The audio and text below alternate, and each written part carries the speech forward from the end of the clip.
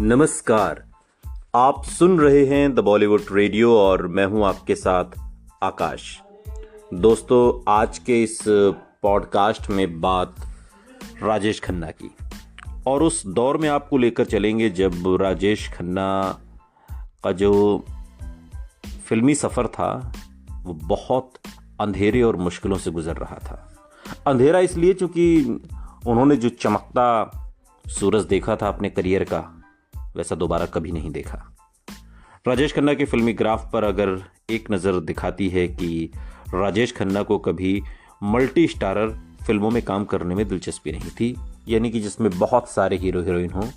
काका उसमें कोई ख़ास दिलचस्पी नहीं रखते थे और अपने करियर में काफ़ी देर तक मल्टी स्टारर फिल्मों की धारणा शुरू हुई यश चोपड़ा की वक्त के साथ। ये शैली 70 के दशक में बेहद लोकप्रिय हुई और अमिताभ बच्चन उसका समर्थन करने वाले प्रमुख अभिनेताओं में से एक थे। अमिताभ बच्चन के मनपसंद निर्देशक मनमोहन देसाई ने इस कला को बेहतरीन बना दिया। ये दिलचस्प बात है कि उस वक्त की बहुसितारा फिल्मों को परिभाषित करने वाले लोग जिन्होंने उनको लिखा और बनाया, मसलन सलीम जावेद जिन्होंने मल्टी स्टारर फिल्म शोले और शान लिखी, यश चोपड़ा जिन्होंने कभी कभी त्रिशूल, काला पत्थर जैसी फिल्में बनाई, प्रकाश मेहरा, हेरा फेरी, खून पसीना, रमेश सिप्पी, शोले और शान और मनमोहन देसाई, ये सब बच्चन कैंप का हिस्सा थे। राजेश खन्ना की अधिकांश फिल्में एक हीरो वाली थीं और जिनमें एक दूसरा हीरो था भी वो सहायक भूमिका में था। मिसाल के लिए संजीव कुमार आपकी कसम में, विनोद खन्ना और शशि कपूर के साथ प्रेम कहानी। एक बार 70 के दशक का उत्साह खत्म हो गया तो 80 के दशक में फिल्म निर्माताओं के लिए मल्टी स्टारर फिल्में बनाना लाजमी हो गया ताकि वीडियो चोरी की बला को मात दे सकें। 80 के दशक में सिनेमाघर में दर्शकों के पैरों की आहट को निश्चित करने का एक ही रास्ता था, फिल्म में 3 या 4 बड़े सितारे डाल देना। यानी कि एक ही टिकट में अब आपको 3-4 सितारे फिल्म में नजर आते थे और ये बात दर्शकों को अच्छी लगती थी, भाती थी। हिंदी सिनेमा के किसी भी समय के बड़े सितारों में से एक राजेश खन्ना उन फिल्म निर्माताओं के दल का हिस्सा कभी नहीं रहे जो अब अमिताभ बच्चन के साथ थे। और हालांकि अभी भी वो अपने खास सांचे के साथ ही काम करते रह सकते थे, उन्हें बदलने की जरूरत महसूस नहीं हुई। ऐसी फिल्मों के लिए पहली कोशिश में वो खुद एक निर्माता के पास गए बजाय कि निर्माता उनके पास आने के। वो उसी आदमी के पास गए जिसने उन्हें उनकी पहली फिल्म दी थी, पहली फिल्म यानी कि आखिरी खत। राजेश खन्ना ने जो असली मल्टी स्टारर की वो चेतन आनंद की साल 1981 की फिल्म कुदरत थी। अपनी फिल्मों का निर्माण खुद करने के आदी चेतन आनंद जब इस फिल्म की पटकथा पर काम कर रहे थे तब वो इसे इतने बड़े बजट की फिल्म नहीं बनाना चाहते थे जितनी कि वो बन गई। एक निर्माता BS खन्ना ने राजेश खन्ना को एक फिल्म के लिए साइन कर रखा था और राजेश खन्ना ने उसे चेतन आनंद को साथ लेने की कोशिश करने को कहा। चेतन आनंद के बेटे केतन आनंद बाद के दिनों में एक इंटरव्यू के दौरान बताते हैं कि BS खन्ना मेरे डैड के पास आए और बोले काका के साथ एक फिल्म करनी है और वो चाहते हैं कि हेमा मालिनी भी साथ हो। चेतन आनंद एक पटकथा पर काम कर रहे थे जिसका मजमून पुनर्जन्म था और उन्होंने वो काका को सुनाई तो जो उसके लिए उछल पड़े थे। आनंद ने एक साथ कई सितारों वाली फिल्में बनाई थी जैसे हकीकत, लेकिन ये पहली बार था कि वो चंद बड़े बड़े नामों को लेने वाले थे। अपने मनपसंद राजकुमार और प्रिया राजवंश के साथ आनंद ने विनोद खन्ना को लिया जो उस समय अपने शिखर पर थे और हेमा मालिनी को संगीत देने के लिए उस वक्त के सबसे बड़े संगीतकार RD बर्मन के साथ इस फिल्म में वो सब कुछ था जो एक बड़े बजट की ब्लॉकबस्टर फिल्म में होता है। शिमला में फिल्माई गई कुदरत एक प्रेम कहानी है और प्रतिशोध का एक व्यापक ड्रामा जो पुनर्जन्म के साजो सामान में ही उलझकर नहीं रह गया। कुदरत ऐसे सितारों और अभिनय की ऐसी अदाओं को एक साथ लाई जो एक दूसरे से काफी जुदा थे। नतीजा ये हुआ कि दिलचस्प फिल्म जो ऐसी बारीकियों को लिए हुए थी जो आम बहुसितारा फिल्मों में नहीं होती। बॉक्स ऑफिस और उस साल के फिल्म फेयर पुरस्कारों में फिल्म की सफलता, जहां इसने परवीन सुल्ताना सर्वश्रेष्ठ गायिका, जाल मिस्त्री सर्वश्रेष्ठ फोटोग्राफर और चेतन आनंद सर्वश्रेष्ठ कहानी के लिए पुरस्कार पाए। पर्दे के पीछे जो हुआ उससे बहुत अलग कहानी बयां करती है। हालांकि राजेश खन्ना निर्माता के जरिए ही आनंद तक पहुंचे थे और न सिर्फ बल्कि बाकी अभिनेताओं के लिए मान गए थे, बल्कि कहानी के लिए भी। उनको लगता था कि फिल्म का क्लाइमैक्स प्रिया राजवंश के हक में जाता है। उन्होंने चेतन आनंद से इसका जिक्र किया, जिन्होंने उनसे कहा कि वो मूल कहानी को नहीं बदलेंगे, क्योंकि सारी कहानी नायिका के अपने पिता के पापों की कीमत चुकाने के आसपास घूमती है। लेकिन राजेश खन्ना इस तर्क के कायल नहीं हुए और निर्माता के साथ मिलकर, जो उनका ही आदमी था, चेतन आनंद पर कुछ दबाव डालने का फैसला किया।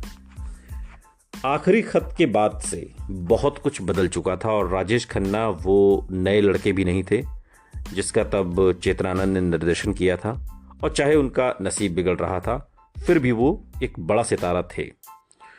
जो हुआ उसका खुलकर वर्णन चेतन आनंद के उस वक्त के एक सहायक सोराब ईरानी, जो इत्तेफाक से चेतन आनंद के दोस्त भी हैं, उन्होंने 2012 में राजेश खन्ना की मृत्यु के बाद अपने ब्लॉग में लिखा। ईरानी ने लिखा कि राजेश खन्ना और निर्माता ने चेतन आनंद की पीठ पीछे फिल्म के संपादक को दोबारा क्लाइमैक्स का संपादन करने के लिए मजबूर किया और निर्देशक को तैयार फिल्म पर कोई भी फैसला करने की इजाजत नहीं दी। घबराए हुए चेतन आनंद बॉम्बे हाईकोर्ट भी गए और अपनी ही फिल्म के रिलीज होने पर पाबंदी लगाने की अपील की। ईरानी के मुताबिक जज ने फैसला चेतन आनंद के खिलाफ दिया। चेतन आनंद के बेटे इस हादसे को खास अहमियत नहीं देते। जैसे गौतम कौल ने डाकू के बाद बासु भट्टाचार्य को परेशान करने के लिए राजेश खन्ना के खिलाफ कड़ी निंदा करके किया था। उनका कहना है कि फिल्म के आखिर में खुद पर स्पॉटलाइट न होने से राजेश खन्ना को परेशानी हुई थी, लेकिन उनके पिता को अंत के बारे में दोबारा सोचने के लिए कहने के बाद सितारे ने शूटिंग के वक्त कोई बखेड़ा नहीं खड़ा किया। फिल्म बन गई तो राजेश खन्ना ने एक और कोशिश की, लेकिन केतन के मुताबिक मेरे पिता के साथ जबरदस्ती कोई नहीं कर सकता था और राजेश खन्ना ने सिर्फ हार मान ली। केतन को याद है कि उसके पिता और राजेश खन्ना के बीच कई मुलाकातें हुई जिनमें यह मुद्दा शांति से सुलझा लिया गया, और वो जोर लगाकर कहता है कि हाईकोर्ट तक जाने जैसा कोई नाटक नहीं हुआ। हम जिस बयान पर भी यकीन करते हों, यह काफी मुमकिन है कि राजेश खन्ना ने अपनी बात मनवाने के लिए कोशिश जरूर की होगी। नमक हराम जैसी दूसरी फिल्मों में भी उन्होंने अपने रुतबे की ताकत आजमाई थी। फिल्म को दोबारा लिखने या उनमें देर करवाने के लिए। ये सच है कि नौकरी को तो उन्होंने इतनी देर तक रुकवा दिया था कि 3 में से 2 निर्माता तो तब तक हमेशा के लिए कारोबार ही छोड़कर चले गए। लेकिन हिंदी सिनेमा में ऐसी बातों का आम चलन रहा, ये कोई बड़ी बात नहीं। फिल्म कुदरत में हेमा मालिनी और राजेश खन्ना को पर्दे पर ज्यादा वक्त मिला होगा, लेकिन राजकुमार और प्रिया राजवंश को लेखक की ज्यादा मदद मिली। लेकिन राजेश खन्ना चूंकि हीरो थे और इसलिए फिल्म की सफलता से सबसे ज्यादा फायदा उन्हीं को होना था। उन्होंने अपनी झोली में एक और बॉक्स ऑफिस हिट और ऑल इंडिया क्रिटिक्स एसोसिएशन से सर्वश्रेष्ठ अभिनेता का पुरस्कार बटोर लिया। फिल्म का संगीत बहुत बढ़िया था, खासकर मंत्रमुग्ध कर देने वाला हमें तुमसे प्यार कितना ये हम नहीं जानते के दोनों रूप।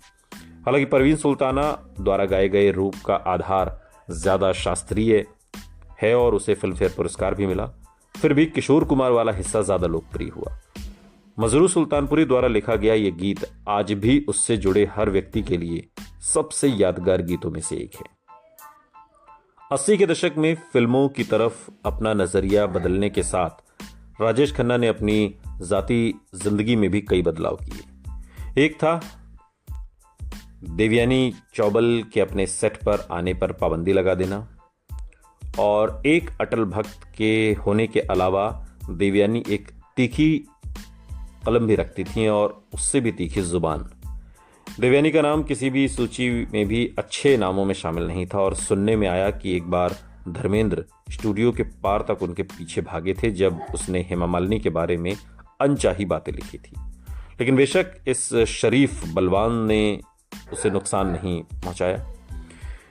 देवयानी की लगातार राजेश खन्ना की शादीशुदा जिंदगी या उन बातों के बारे में बड़बड़ाने जिनके बारे में लिखे जाने से वो सहज महसूस नहीं करते थे, की वजह से उन्होंने उस पत्रकार से सारे रिश्ते तोड़ लिए जिसका उनके सुपरस्टार मिथक को बनाने में बहुत बड़ा हाथ था।